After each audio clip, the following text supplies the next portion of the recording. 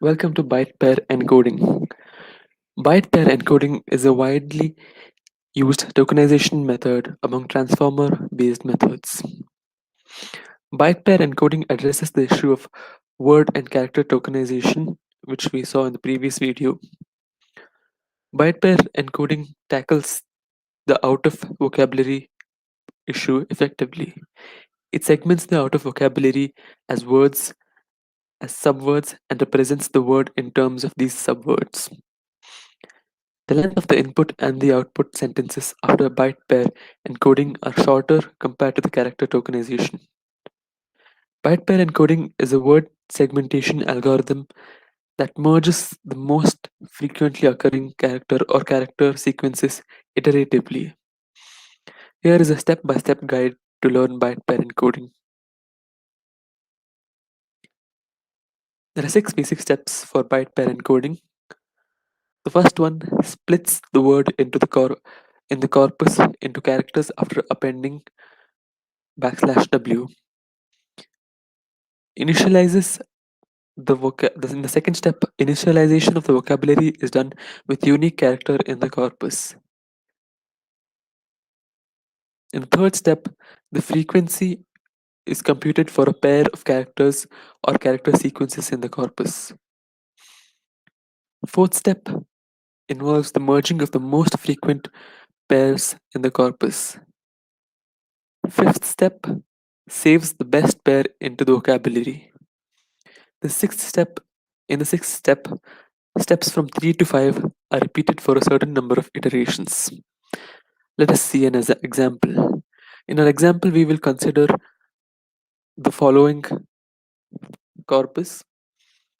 As we can see,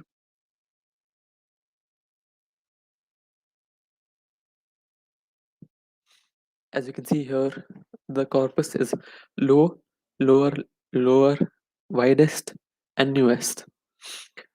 Appending the end of the word, say \w or /w symbol to every word in the corpus is the first half of the first step. The second half of the first step, we can consider it as 1b, would be to characterize it. Notice how every character in the corpus is split up. In the second step, the vocabulary is initialized, which means that each unique character is placed as shown in the table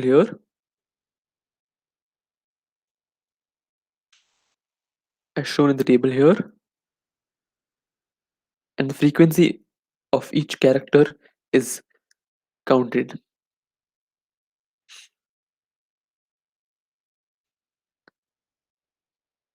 In the first iteration, the frequency of each character is computed. If we go back and see the third step again, we compute the frequencies of a pair of characters, not just one character, but notice that it's a pair of characters or a sequence of characters.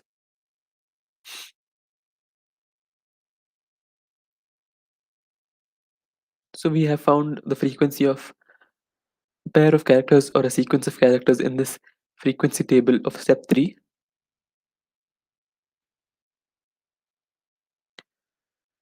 And the most frequent pair is merged.